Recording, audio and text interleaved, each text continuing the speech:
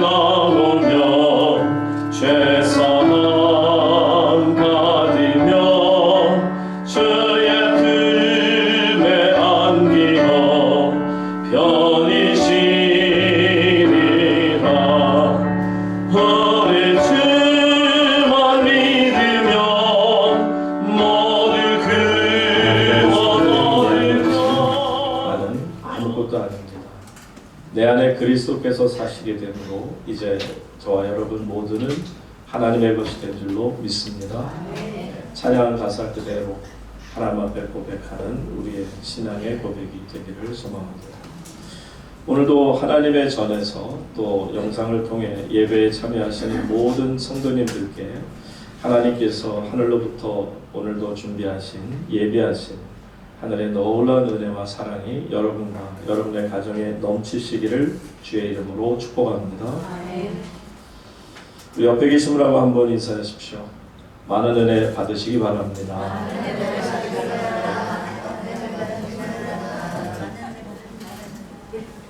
축복합니다. 네. 오늘 배워내드릴 하나님의 말씀의 제목은 하나님께서 예비하신 사람입니다. 이제 어린아이가 엄마 배에 잉태가 되고 나면 태어나는 순간부터 엄마는, 아니 태어나기 전부터도 엄마는 그 아이에게 온통 신경을 다 쓰게 됩니다. 그리고 그 아이가 이 세상에 태어나는 순간에도 그 아이가 성장을 함에 따라서 더욱 발전할 수 있도록 최선의 노력을 다하죠. 바로 모든 것을 예비하느라 분주할 수밖에 없습니다. 그렇게 아이가 태어나는 것에 대해서 마음으로 분주하며 모든 것을 다 준비하는 가운데도 이 아이가 자라나서 초등학교, 또 중학교, 고등학교, 대학교가 되기까지 이 아이에게 그 돈에 상관없이 정말 마음을 다해서 그 아이가 교육을 잘 받아서 또 이 세상에 든든한 하나님의 사람이 되도록 예비하신 사람이 되도록 준비하는 것이 모든 부모들의 소망이라 생각합니다. 그러니까 감사하게도 좋은 부모님 밑에서 교육을 받은 자녀라면 그만큼 단단한 준비가 되어 있다라고 되어 있지만, 안타깝게도 그러지 못한 부모님을 만난 경우에 보면 자녀들이 정말 이 세상에 적응하는 것조차도 너무 힘들어하는 안타까운 현실을 우리가 볼 때도 있습니다.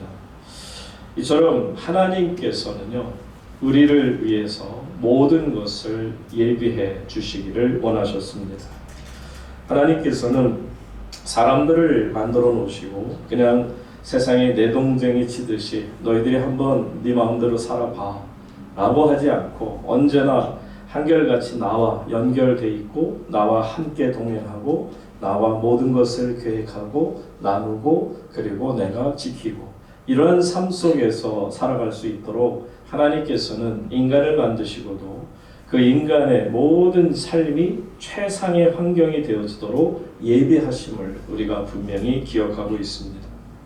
여러분, 창조의 순서도 한번 보세요.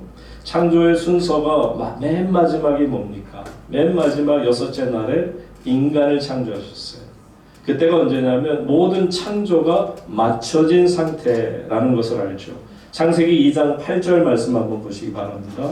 창세기 2장 8절에 보시게 되면 여호와 하나님이 동방의 에덴에 무엇을? 동산을 창설하시고 그 다음에 그 지으신 사람을 거기에 두시니라. 거기에 주인으로서 모든 것을 누리라고 주신 거죠. 그런데 보세요. 먼저 동산을 만드셨다. 에덴 동산을 먼저 만드셨음을 우리에게 말씀하고 계십니다. 이것이 창조의 순서죠. 무슨 말이냐 하면 만약에 하나님께서 에덴을 창조하시기 전에, 이 세상을 창조하시기 전에, 모든 만물을 창조하시기 전에 사람을 가장 먼저 창조하셨다고 생각해 보세요. 중요한 것이니까 먼저 만들어야지 라고 했을 경우에 여러분, 얼마나 하나님께서 인간을 배려하지 않는다 라고 말할 수 있겠느냐 하는 겁니다. 예를 들면 하나님께서 에덴 동산을 만들기 전에 인간을 만들어 놓고 가만있자 뭐가 필요하지? 빛이 필요하겠구나. 그래서 빛을 지으시고요. 그 다음에 또 가만히 보니까 먹을 것도 필요하겠구나 해서 온갖 나무들을 만드시고 얘네들이 진짜 필요한 게 해겠구나, 달이겠구나, 내가 잊어버렸네, 별들도 필요하겠구나. 만약에 이런 식으로 하나님께서 창조의 순서를 잡으셨다면 결코 인간을 위한다라고 말할 수 없습니다. 그러나 하나님은 모든 것을 다 마련해 놓으신 거예요. 마치 엄마가 아기를 이제 잉태하고 나서 하나님 앞에 기도하다가 아이를 낳게 될 때 이제 먼저 방을 잘 꾸밉니다. 여러분, 아기가 낳고 나서 방을 꾸미는 부모는 없습니다. 이제 병원에 다니면서 체크받고 아이가 건강합니다. 이제 순산하게 됩니다. 그 칭찬을 받고 그리고서는 항상 집에 오면 나름대로 방 하나를 아기를 위해서 준비해요. 심지어는 남녀 성별도 이제는 구별되는 사회다 보니까 아들이든 딸이든 거기에 맞춰서 색깔까지 맞춰서 준비하려는 것이 모든 부모들의 심정인 것처럼 하나님께서도 마찬가지예요. 만약에 하나님 인간을 먼저 만들어 놓고 그 다음에 창조가 다른 모든 것을 만들어 나가셨다면 아마 인간은 심장마비로 죽었을 거예요. 너무 정신이 없으니까 정신적으로도 큰 데미지를, 상처를 입고 무너져 말았을 겁니다. 아마 트라우마도 생겼겠죠. 두려웠을 겁니다. 답답하고 근심하고 걱정하는 그런 일들이 참으로 많았을 겁니다. 그러나 하나님은 그러시지 않고 인간을 만드시기 전에 모든 것을 다 완벽하게 만드셔서 최상의 환경과 조건을 가진 상태에서 인간을 창조하셨으니 그 창조된 인간이 처음에 만들어졌을 때 와, 참으로 아름다운 세상이로다. 아름다운 하나님의 동산이다. 그렇게 고백할 수밖에 없게끔 하셨다는 겁니다. 근데 문제는요, 인간들이에요. 죄를 지은 인간이기 때문에 그렇겠죠. 그렇게 아름답게 다 준비해 놓으셨지만 인간의 문제가 뭐냐면 바로 고린도전서 2장 9절에 보시게 되면 이런 말씀이 나옵니다. 자, 다 같이 읽습니다. 시작. 기록된 바 하나님이 자기를 사랑하는 자들을 위하여 예비하신 모든 것은 눈으로 보지 못하고 귀로 듣지 못하고 사람의 마음으로 생각하지도 못하였다는 바 같으니라. 사도 바울이 얼마나 정확하게 하나님의 창조에 대해서 말씀하십니다. 하나님께서 자기를 사랑하는 자들을 위하여 하나님의 백성들을 위해서 예비하신 모든 것들, 하나님께서 우리를 이처럼 사랑하셔서 모든 걸 완벽하게 최상의 환경을 만들어 놓으셨음에도 인간, 죄지은 인간의 눈에는 어땠다고요? 눈으로 보지도 못하고 귀로 듣지도 못하고 마음으로 생각지도 못했다는 거예요. 얼마나 안타깝습니까? 사랑하는 우물교회 성도님 여러분, 여러분들의 영안이 열려서 하나님께서 사랑하는 자를 위하여 예비하신 모든 것이 있음에 감사할 수 있기를 주의 이름으로 축복합니다. 여러분, 이스라엘 백성들도 보시면 출애굽했어요. 이제 출애굽하고 나서 가다 보니 홍해 앞에 오게 됩니다. 당황하지 않을 수가 없어요. 왜요? 길이 없어요. 뒤에는 바로 왕의 군대가 바로 쫓아왔고요. 물론 하나님께서 불기둥, 구름기둥으로 그걸 가로막고는 있지만 어쨌든 바로 뒤에 바로 왕의 군대가 포진하고 있고 더 이상 우리한테는 못 오지만 지금 당장이라도 구름기둥이 거치는 순간 우리를 습격할 수 있어요. 너무나도 초조한 상황입니다. 그런데 여러분, 아마 모세도 지도자로서 가장 초조했을 거예요. 모세도 몰랐어요. 왜요? 하나님은 왜 이 홍해 앞까지 인도하셨는지.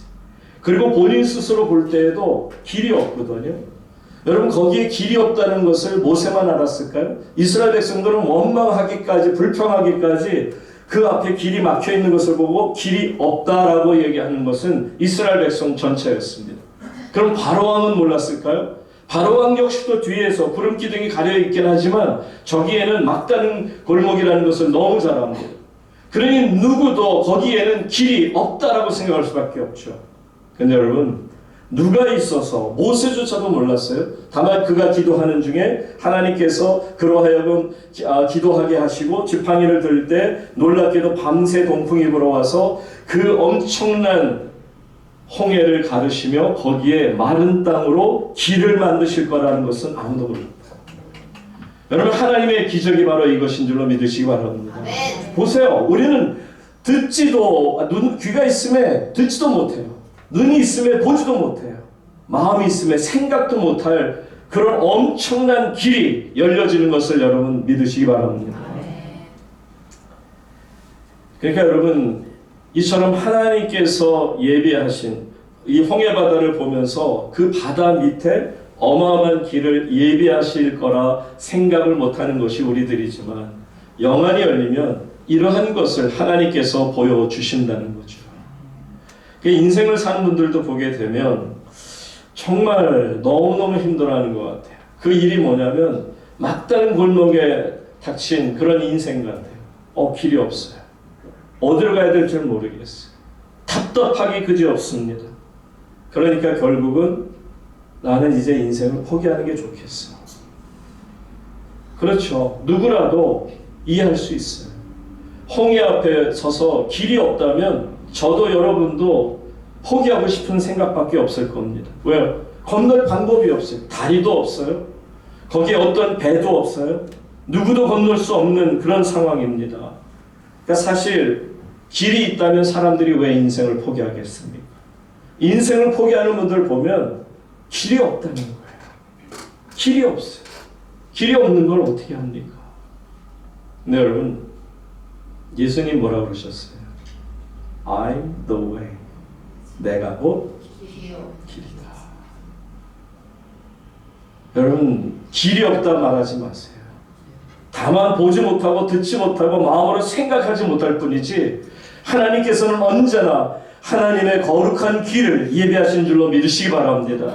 예수님만이 우리의 모든 길이심을 아시기를 바랍니다.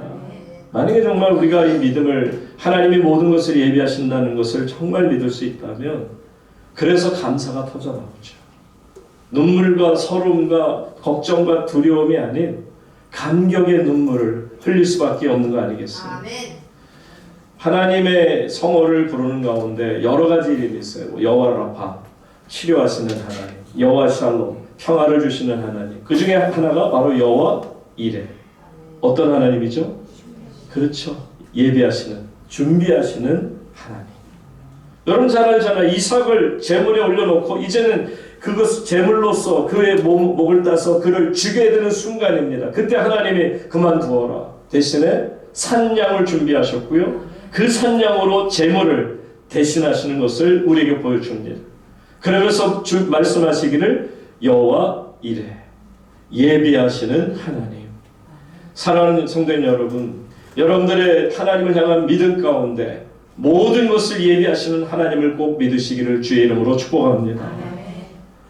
자, 오늘 우리는 이 하나님이 예비하시는 모든 것들 중에 특별히 하나님이 예비하시는 사람에 대해서 잠시 보고자 합니다. 여러분, 우리가 지금 계속 사도행전을 보는 가운데 드디어 사울이라는 청년이 예수 그리스도를 만나게 되는 놀라운 만남의 신비, 그리고 지난주 만남의 신비에 대해서 여러분들이 말씀을 들었는데, 이런 놀라운 만남의 신비를 통해서 그가 나타난 것은 뭐냐? 현상적으로 나타나는 것은 눈이 멀었고요. 그리고서는 보이지 않는 상황에서 먹지도 못하고요. 그리고서는 3일 길을 이제 걸어서 다메섹에 들어가서 3일 동안을 헤매게 되는 것을 봅니다. 이게 무슨 말인 줄 아세요? 여러분, 우리가 보통 사울의 회심, 사도 바울의 회심이라고 하는 것은 컨버전이라고 그러죠. 컨버전이라는 것은 버전이 완전히 새롭게 바뀐다는 거예요. 놀라운 변화가 그에게 있는데, 사도 바울의 이 회심이라고 하는 이 단어, 이 설명이 여러분 여기에 사도 바울이 한 일이 있을까요? 사도 바울이 회심하는 데 있어서 내가 마음으로 결정해야지, 내가 예수를 만났으니 믿어봐야지. 그래서 여러분 사울이 회심했던 것입니까? 사울이 회심하는 데 있어서 사울이 할 수 있었던 것은 nothing, 아무것도 없었어요. 그에게는 그냥 눈이 멀어서 갇혀 있었던 거예요. 올무에 쌓인 것처럼, 완전히 포승진에 묶인 것처럼 꼼짝달싹을 못할 뿐이었습니다. 성경 전체를 읽어봐도요, 바울이 회심하게 되는 데 있어서 그가 스스로 회개했다라든지, 또 하나님 앞에 뉘우친 흔적이 있다든지, 또 눈물을 흘리면서 하나님 앞에 회개의 어떤 기도를 올려드렸다든지 그런 것 없습니다. 그의 인격이 뛰어나기 때문에 그리스도를 만나 기독교인이 됐다? 아닙니다. 그가 공부를 많이 한 만큼 가말리엘 문화생이었기 때문에 그가 깨달음이 있어서 예수님 앞에 회개했다? 아닙니다. 인격적인 수양을 해서 예수님을 믿게 되었다? 아닙니다. 여러분, 그는 어떤 것도 한 것이 없어요. 심지어는 회개 기도조차도 그는 하지 못했어요.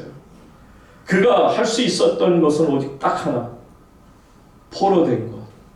눈이 멀어서 아무것도 아닙니다. 오늘 찬양하고 이 성경 말씀이 너무 기가 막히게 맞아요. I'm nothing. 나는 아무것도 아닙니다. 사울이라는 이 청년이 할 수 있었던 것은 그저 그냥 포밖에 둘려서 가는 그런 어리석은 자의 모습, 그것밖에 없습니다. 근데 여러분 보면 그러면 사울만이 이렇게 아무것도 할 수 없는 상황에서 예수님을 만나서 컨버전, 회심을 했을까요? 아닙니다. 저도 그렇고요. 여러분도 그렇고요. 우리 중에서 내가 믿어봐야지 해서 예수 믿는 사람 없습니다. 모두가 하나님의 은혜로 나는 아무것도 아니지만 아무것도 할 수 없었지만 하나님의 은혜로 나를 사로잡아 주신 줄로 믿으시기 바랍니다. 저도 목사가 되기 싫어서 3번씩이나 거절하며 몸부림쳤던 목사입니다. 저는 하나님, 제가 원해서 목사 되는 건 아닙니다. 원하지 않습니다. 그렇기 때문에 하나님, 정말 하나님이 저에게 목사로 원하신다면 저에게 보여주십시오. 보여주셔야만 제가 목회 길을 가겠습니다. 그 정도로 하나님 앞에서 제 자신이 목회자의 길을 걸어가는 것을 너무너무 두려워했고 싫었습니다. 그렇지만 하나님께서 일방적으로 강권적으로 역사하심 속에 끌려가게 되고 이끌림 속에서 제 자신이 이제는 하나님의 종이라는 확신, 죽어도 나는 목사로서 죽겠다라는 생각을 갖게 만드신 거죠. 오늘 바로 본문에 나타나고 있는 이 사울이라는 포로된 이 자, 아무것도 아닙니다. 그는 변명도 할 수 없고 뉘우침의 소리도 없고 회개의 눈물도 흘리지 못하는 그저 그런 사람입니다. 그러니까 여러분, 사울이 회심을 하게 된 모든 것은 내 의지가 아닌 무엇이라? 하나님의 예비하심이요 하나님의 준비하시고 이끄시는 역사라는 것을 기억하시기 바랍니다. 그런데 이 사울을 변화시키기 위해서 누구를 준비하셨어요? 아나니아라는 사람을 준비합니다. 오늘 본문에 계속해서 아나니아 이름이 나오는데, 자 10절 말씀을 다 같이 함께 읽겠습니다. 10절 시작. 그때 다메섹에 아나니아라는 제자가 있더니 주께서 환상 중에 불러이르시되 아나니아야 하시거늘 대답하여 주여 내가 여기 있나이다 하니. 아멘. 다메섹에 아나니아라는 제자가 있었다고 그래요. 이 제자는 12사도에도 들어가지 못하고요. 그리고 사실 초대교회에 있는 동안에도 아나니아라는 이름은 그렇게 알려진 이름이 아니에요. 그냥 무명의 하나님 앞에서의 말씀을 잘 보면 이분이 환상을 보았다라는 것은 평상시에도 이분이 얼마나 경건한 생활을 했느냐. 나중에 20장에 가서 보면 사도 바울이 이 아나니아를 경건한 자라고 표현하는 장면이 나오는데, 어쨌든 이 아나니아는 참으로 경건한 사람이었어요. 경건한 사람으로서 하나님의 말씀 앞에 늘 자신을 내려놓고 그러다 보니까 환상을 보게 된 것을 말하죠. 여러분, 많은 신앙인들이 이것을 사모하는지 아니면 내가 환상을 보았다, 내가 하나님의 음성을 들었다, 내가 예수님을 보았다라는 얘기를 하는 경우를 종종 들을 때가 있는데, 물론 하나님께서는 지금 보시는 것처럼 하나님의 경건한 자에게 환상 중에 그를 부르시고 만나 주실 수는 있어요. 그런데 안타까운 것은 대부분의, 제가 정말 목회를 하면서 만난 분들 중에 내가 하나님 음성을 들었습니다, 환상을 보았습니다 하는 분들이 중간에 말이 번복이 되는 것을 경험합니다. 여러분 정말 보세요. 하나님께서 내게 환상을 보여주셨고요. 그리고 내게 음성을 분명히 똑똑히 환상이라는 게 여러분 망상같이 생각에서만 머무는 게 환상이 아니에요. 환상이라는 것은 말 그대로 비전입니다. 눈에 텔레비전을 보는 것처럼 눈으로 확실하게 볼 수 있는 겁니다. 그게 환상인데, 여러분 이런 확실한 환상을 보고 나중에 다시 번복하고 엉뚱한 소리 할 수 있습니까? 지금 아나니아라는 사람에게 나타난 이 환상에 대해서 이렇게 해석할 수도 있고 저렇게 해석할 수도 있는 게 아닙니다. 그는 분명히 하나님 안에서 정확한 환상을 보았습니다.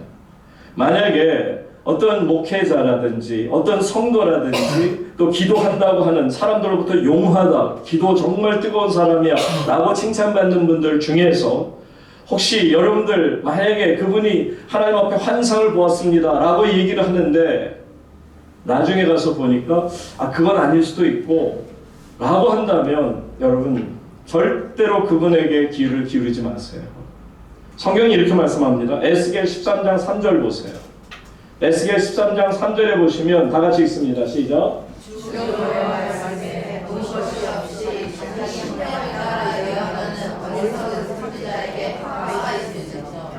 The foolish prophet. 어리석은 선지자. 어떤 선지자입니까? 하나님께로부터 받은 게 없어요. 들은 게 없어요. 그 말은 환상을 보았다고 착각할 뿐이에요. 하나님의 음성을 들었다고 자기 생각 속에는 갇혀 있어요. 그러나 실상은 자기 심령을 따라 예언한다. 자기 생각을 하나님의 이름을 빗대어서 감히 말하는 거예요. 그러면 결론이 뭐냐? 화가 있으면 좀 woe to the foolish prophet. woe라는 것은 뭐냐면 재앙이 있을 거다. 화가 있을 거다. 사랑하는 여러분, 하나님의 이름을 함부로 여러분의 입에 올리지를 마시기를 바랍니다. 하나님은 만홀히 여김을 원하지 아니하십니다. 우리가 감히 내 생각을 전하기 위해서 하나님의 이름을, 예수 그리스도의 이름을, 성령님의 이름을 사용한다면 그것은 분명히 하나님 앞에서 화를 면할 길이 없습니다. 성경 말씀 아니에요? 그러니까 저 역시도 마찬가지예요. 제가 만약 여러분 앞에서 강대상에서 제 생각을 가지고 마치 하나님께서 이렇게 말씀하십니다라고 제 이야기를 여러분들이 한다면 여러분 그건 재앙입니다. 저를 위해서 정말 특별히 기도해 주셔야 합니다. 그런데 여기 아나니아는요, 이처럼 하나님 안에서 다시 본문으로 돌아가서 보시기 바랍니다. 본문으로 돌아가서 볼 때 그는 분명히 하나님 앞에서 이제 본 게 있어요. 환상을 보는데 여기에서 저는 이 아나니아가 참 귀한 분이라는 것은 그의 순종하는 태도를 봅니다. 여러분, 순종이라는 것은 내가 말을 들어보고 나서 판단하고 나서 이해가 되고 나서 그 다음에 내가 순종할게. 이건 순종이 아닙니다. 그건 내가 결정하는 것이죠. 순종이라는 것은 내가 이해가 되든 이해가 되지 않든 하나님이 환상 가운데 내게 말씀하셨으면 그대로 순종해야 합니다. 그대로 따라야 합니다. 거기에 어떤 변명도 통하지 않는다는 것을 알아야 합니다. 바로 이 아나니아가 그런 사람이에요. 자, 아나니아에게 하나님께서 명령하시는데 정확한 명령의 내용이 어떤가를 보세요. 11절 가서 봅니다. 11절. 다 같이 읽습니다. 시작. 주께서 이르시되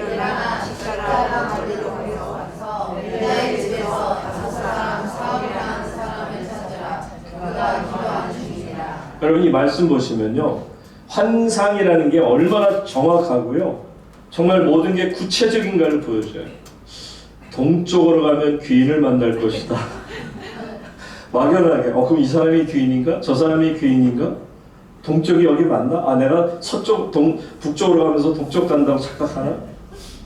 여러분, 하나님 말씀은 동쪽으로 가면 귀인이 만날 거라는 그런 말씀이 아니에요. 너무 구체적이지 않습니까? 첫째 보세요. 집 가라 하는 거리.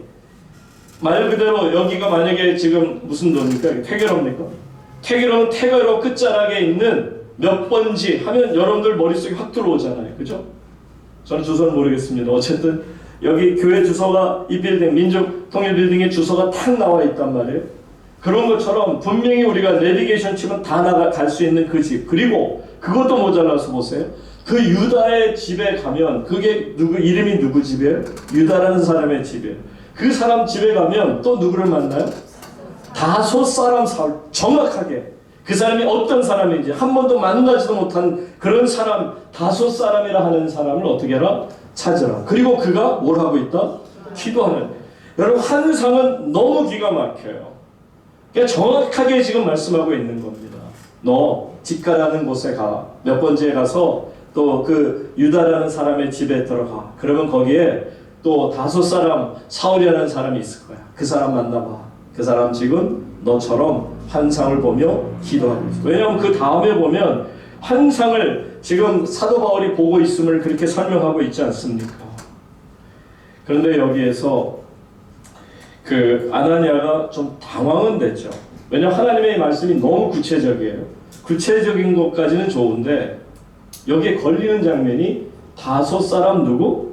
사울 하니까 갑자기 그 사람인가 하니까 13절 14절 보세요. 아나니아가 좀 당황했어요. 하나님 음성을 듣고 환상을 보면서 그 말씀에 당연히 100번 순종해야 되겠지만 이렇게 말합니다. 아나니아가 대답하되 주여 이 사람에 대하여, 그러니까 다섯 사람 사울에 대하여 내가 여러 사람에게 듣사오지. 나도 나름대로 정보가 있는데요. 하나님, 그가 예루살렘에서 어떻게 했다? 주의 성도들에게 적지 않은 해를 끼쳤다 하더니 아주 나쁜 사람이라는 거예요. 교회를 핍박하는 사람이고 내 믿음의 동지들을 다 힘들게 했던 사람인데 14절 여기서도 주의 이름을 부르는 모든 사람, 여기서라는 것은 다메섹을 얘기합니다. 다메섹까지 와 있는 디아스포라인 믿음의 우리 형제 자매들을 모든 사람을 어떻게 할 권한? 결박. 완전히 오피셜한 거예요. 정식적으로 결박할 권한까지 얻어서 어떻게 했다? 대제사장에게 받아서 오고 있다. 여러분 지금 이 환상 가운데 하나님과 대화하고 있는 이 아나니아 이야기가 잘못된 게 있어요?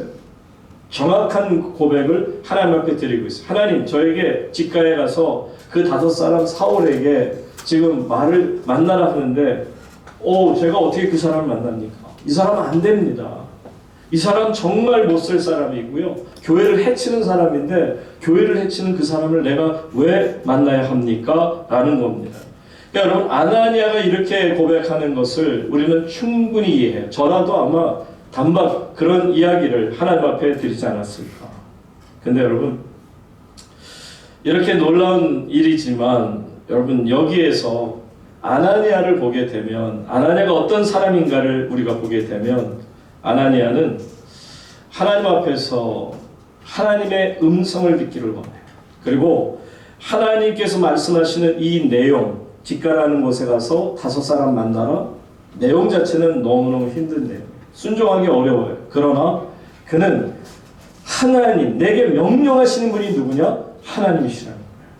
하나님이 말씀하신다면 모든 일이 하나님의 손에 달려 있음에 내가 꼭 만나야 될 필요가 있다고, 나를 사용하신다면 내가 사용될 필요가 있다고 생각한 겁니다.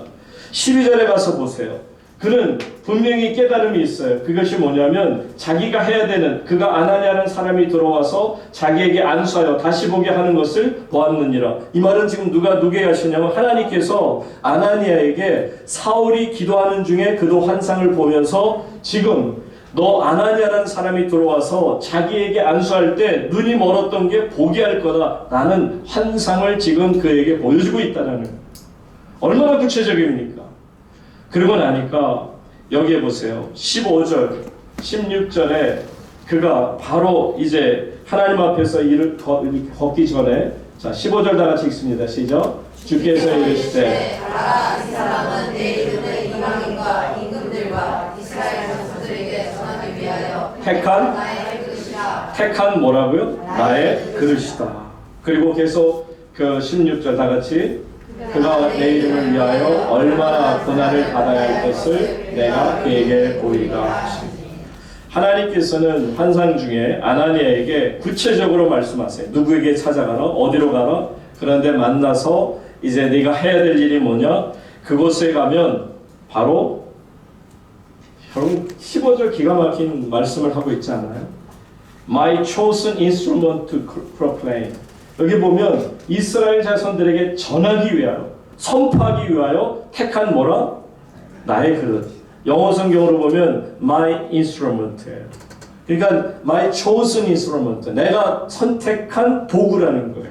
뭐 그릇도 되고 우리 표현은 그릇이 더 표현이 자연스럽겠죠. 어쨌든 도구, 그릇. 하나님이 예비하신 그릇이에요. 누구를 위해서? 이방인들을 위해서. 온 세상을 위해서. 그러니까 여러분 보세요. 정말 하나님께서 예비하신 사람 아나니아를 봅니다. 하나님은 아나니아를 예비하셨고요. 그래서 사울을 만나는 순간, 그에게 안수하는 순간 성령이 임하는 것을 예비하셨고요. 또 놀라운 사실은 그 사울이라는 사람, 지금은 어둠에 갇혀 있으나 그의 눈에서 새로운 세상을 보게 될 때 그가 하나님이 이방인들의 선교를 위한, 온 세계를 위한 예비하신 사람이라는 거예요. 사랑하는 성도 여러분, 하나님이 예비하신 사람을 결코 여러분들이 못 알아보지 못하기를 주의 이름으로 축복합니다.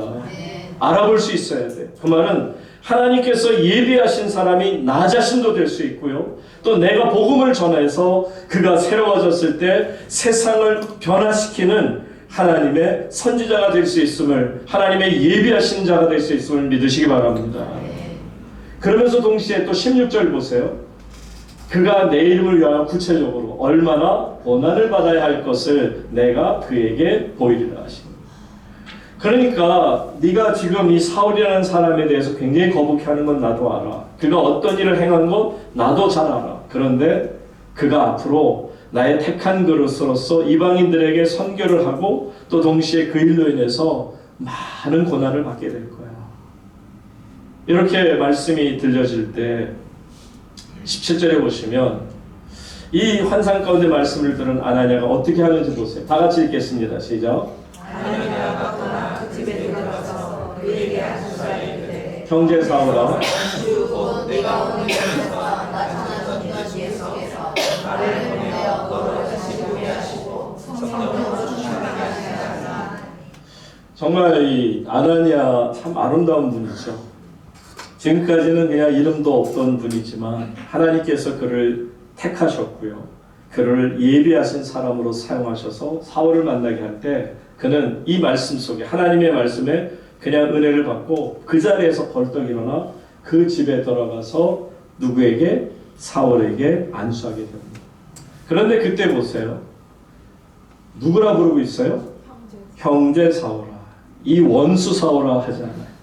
요나 같으면 그럴 수도 있어요. 요나는 끝까지 버텼거든요. 하나님 앞에. 니네 백성들 축복하고 그들을 위해 기도하면 내가 그 성을 용서한다 했을 때 아니요. 이 원수들이 용서받으면 안 되잖아요. 그런데 지금 아나니아는 보세요. 사실 원수 아닙니까? 교회를 핍박하던 원수입니다. 그러면 너 때문에 내가 아는 누가, 정말 가까운 누가 너 때문에 끌려갔다. 그래서 고문을 당했다. 어려움을 당했다. 죽음을 당했다. 그렇게 얘기할 수 있잖아요. 원수 사오라 할 수 있잖아요. 그런데 뭐라고요? 형제 사오라. 이게 저는 아나니아의 하나님 앞에 순종하는 아름다운 모습이라고 생각합니다. 여러분 결코 원수를 원수로 갚지 마시고요. 원수가 나의 형제가 될 수 있음을 고백하시기를 바랍니다. 형제 사오라. 여러분, 자 여기에서 아나니아가 그 집에 들어가서 그에게 안수하게 될 때, 형제 사오라, 주 곧 네가 오는 길에서 나타나셨던 예수께서, 지금 아나니아가요, 이 지금 사울이라는 사람이 중간에 오던 길로 다메섹으로 오던 길에 주님 만난 걸 알고 있어요. 누가 가르쳐 줬을까요? 환상 가운데 성령께서 그에게 말씀하시는 거예요. 상황을 너무 잘 알고 온 거예요. 예수님을 만났구나. 그랬더니 나를 보내어 설명합니다. 너로 다시 보게 하시고 어떻게 하신다? 성령 충만하게 하신다 하니. 사랑하는 성도 여러분, 이것이 하나님의 은혜인 줄로 믿습니다. 우리 우물교회 성도님들 가운데도 이런 역사가, 서로가 서로를 위해 기도하는 가운데 하나님의 놀라운 역사 속에 그 눈이 열려지게 하시고 성령 충만한 역사가 일어나기를 주의 이름으로 축복합니다. 18절 보세요. 그랬더니 어떤 일이 벌어졌어요? 결론적으로 다 같이 읽습니다. 즉시 사울의 눈에서 은혜 같은 것이 벗어서 다시 보이리라. 일어나 세례를 받고.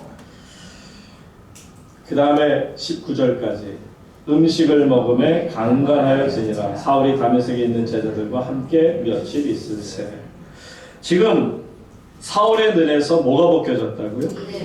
비늘은 아니고 like scales, 비늘 같은 것이.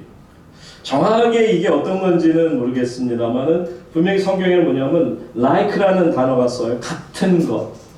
비늘이 아니에요. 마치 성령이 임하실 때 불같이 임하신 거지 불이 임한 게 아니라는 거죠. 여러분, 비늘 같은 것이 벗어져요. 그러니까 아마 이제 눈이 멀었어요. 그런데 생선의 비늘 같은 것이 그렇게 딱 눈을 덮은 것처럼 보여졌는데, 안수기도 받는 순간 그의 눈에서 비늘 같은 것이 벗겨졌다. 그리고 다시 보게 되고 그 일로 인해서 무릎 꿇고 세례까지 받게 되는 것을 봅니다. 20절 보세요. 그랬더니 어떤 일이 벌어졌어요? 20절 Something like scales fell from Saul's eyes. 사울의 눈에서 비늘 같은 것이 벗겨졌다. 사랑하는 성도 여러분, 믿음의 백성들에게도 보면 때로 신앙생활하다가 이 비늘 같은 것이 덮을 때가 있어요. 눈을 덮을 때가 있고요, 귀를 덮을 때가 있고요, 내 마음을 덮을 때가 있어요. 저는 그래서 이 비늘이 죄의 비늘이라 생각합니다. 사울의 눈을 가리고 있던 것은 사울이 하나님 앞에 범한 죄의 비늘이 덮여 있었던 거예요. 그 죄의 비늘이 그로 하여금 눈을 멀게 하고 아무것도 보지 못하게 했어요. 성년들 가운데 보면은 신앙생활을 잘한다고 하면서 어느 순간에 갑자기 힘이 축 빠지면서 내가 이 상태로 예수를 믿어도 되나 하는 생각이 가져올 때가 있어요. 여러분, 그것이 죄의 비늘이 여러분의 마음을 막고 있기 때문에 그래요. 사랑하는 여러분의 모든 눈에서, 귀에서, 마음에서 죄의 비늘 같은 것이 벗겨지기를 주의 이름으로 축복합니다. 손은 있는데 사용할 수도 없고, 또한 그 발이 있는데도 갈 수도 없고, 입이 있음에도 말하지도 못하는, 마음이 있음에도 생각지도 못하는 우리들에게서 비늘이 벗겨지는 순간 우리는 자유함을 얻고 하나님 앞에 보게 되고 세례까지 받는 은혜를 얻게 될 줄로 믿습니다. 여러분, 여기에서 보시지만 자, 이제 비늘이 벗겨진 이 사람, 그 다음에 19절까지 우리가 읽었고요. 그 다음에 20절, 21절 다 같이 읽습니다. 20절, 21절 시작. 즉시로 각 회당에서 예수가 듣는 사람이 다 놀라 말하되 이 사람이 예루살렘에서 여기 온 것도 그들을 결박하여 대제사장들에게 끌어가고자 함이 아니냐. 지금 다시 20절로 가서 보세요. 사람들이 모르는 게 아니에요. 그런데 이분이 지금 이 사울이라는 청년이 지금 하는 게 보세요. 각 회당에서 뭐라고요? 예수가 하나님의 아들이심을 전파하는, 처음으로 이제 사도 바울이 되기 전에 복음을 전파하는 것을 보세요. 예수가 하나님의 아들이십니다. 내 눈을 멀게 하셨고 내 눈을 다시 보여줘서 비늘 같은 것을 벗겨주시고 성령으로 충만케 하신 분이 바로 예수님이시요, 그 예수님이 누구라? 하나님의 아들이십니다. 여러분, 이런 놀라운 고백을 할 때 21절 나가서 보세요. 듣는 사람이 어떻게 해요? 놀라지 않을 수가 없죠. 세상에 어떻게 이런 일이 있느냐는 거예요. 교회라면 이를 갈고, 지난주에 우리가 사울이라는 청년이 얼마나 교회에 대해서, 기독교인들에 대해서 선입관과 고정관념을 가지고 이를 갈면서 아주 그냥 부득부득 갈면서 죽이겠다는 생각밖에 없었다는 말씀을 기억하시죠. 그러던 자가 어떻게 그의 입에서 예수가 하나님의 아들이십니다. 듣는 자가 다 놀랄 수밖에 없는 장면이 나오죠. 여러분, 이것이 바로 뭐냐면 불을 통과하는 거예요. 고난의 통로를 통과한 사람들의 공통점은 뭐냐? 예수가 하나님의 아들이심을 선포하는 겁니다.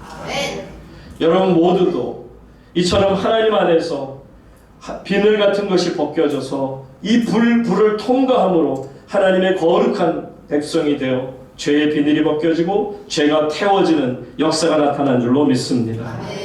이제는 여러분들이 하나님 안에서 할 수 있는 것은 뭐냐? 예수님이 하나님의 아들이심을 선포하는데, 이제 끝으로 22절 보면 한 걸음 더 나아갑니다. 다 같이 읽겠습니다. 시작. 사울은 힘을 더하고 예수를 증언하여 다메섹에 사는 유대인들을 이제는 예수가 누구라고요? 그리스도가 뭐예요? 그리스도의 뜻이 뭐죠? 기름 부음 받은 자, 메시아, 곧 우리를 위하여 죽으시고 다시 살아나셔서 우리를 생명으로 인도하시는 구세주. 예수님이 구세주십니다. 와, 이거를 선포하기 시작합니다. 다메섹에 있는 유대인들이 충격을 받지 않을 수가 없어요. 저 율법에 미쳐가지고 예수쟁이들을 잡아 죽이던 때가 언제인데 바로 엊그제인데, 아니 세상에 저 사람 입에서 예수가 구세주라는 말이, 메시아라는 말이 저렇게 당당하게 나올 수 있는 거냐. 사랑하는 성도님 여러분, 하나님의 백성들의 특징은 예수가 그리스도임을 선포하는 자들입니다. 여러분들이 이제 주님의 백성으로서 하나님의 거룩함을 입은 하나님의 자녀가 되었다면 예수가 누구라? 그리스도이심을 선포할 수 있기를 바랍니다. 아멘. 때로는 저희들이 마음이 무너져서 자꾸 조그매지는 것 같아요. 우리의 믿음이 자꾸 작아지는 것 같아요. 여러분 그 영국 선교사님 중에 글래디스 에일워드라는 그 선교사님이 중국에 가서 선교를 하는 가운데 2차 대전이 발발합니다. 그러다 보니까 일본군이 막 중국으로 밀려 들어올 때 이분이 고아원 사역을 하다 보니까 100명이나 되는 그 고아원 아이들을 다치지 않게 하기 위해서 그 아이들을 데리고 산으로 도망가고 어려운 길을 갑니다. 그러다 보니까 너무 한심한 거예요. 너무 두렵기도 하고 정말 이 아이들을 먹일 것도 그렇고 또 목숨도 잃어버릴 것 같은 두려움 속에서 어찌할 바를 모를 때 너무 안타까워하면서 발을 동동 구르니까 13살 난 그 고아원 중에 믿음을 이 선교사님을 통해 믿음을 갖게 된 그 여자 소녀가 그 선교사님께 그럽니다. 선교사님이 저희들이 가르쳐 주셨잖아요. 모세가 이스라엘 백성들이 이끌고 홍해 앞에 왔을 때 하나님께서 길을 열어주셨잖아요. 저는 그것을 믿습니다. 그랬더니 선교사님이 그래 그거는 모세 이야기고 나는 지금 너무 힘이 빠지고 어찌할 바를 모르겠다. 내가 모세는 아니지 않니? 그랬더니 그 아이가 하는 얘기가 선교사님이 가르쳐 주신 것처럼 모세를 인도하신 하나님은 우리를 인도하시는 하나님 아닙니까? 길을 내시는 하나님, 우리 앞에 길을 내어주심을 믿습니다. 여기서 선교사님이 깊이 깨달은 바가 있죠. 그게 뭐냐면 그래 나는 그 전에 예수를 증거하면서도 아브라함이 믿었던 믿음은 이야기했고 그리고 또 엘리야가 받았던 믿음은 얘기했고 다윗의 믿음은 얘기했지만 나의 믿음을 갖지 못했구나. 그렇지. 엘리야의 하나님이 나의 하나님, 아브라함의 하나님이 나의 하나님, 다윗의 하나님이 나의 하나님이시구나 하는 걸 깨달은 거죠. 사랑하는 우물교회 성도님 여러분, 성경에 말씀하시는 하나님이 저와 여러분의 하나님이신 줄로 믿습니다. 사울을 변화시킨 하나님께서 우리를 변화시킨 하나님이신 줄로 믿습니다. 아나니아를 예비하신 하나님께서 정말 저나 여러분 모두를 예비하신 줄로 믿습니다.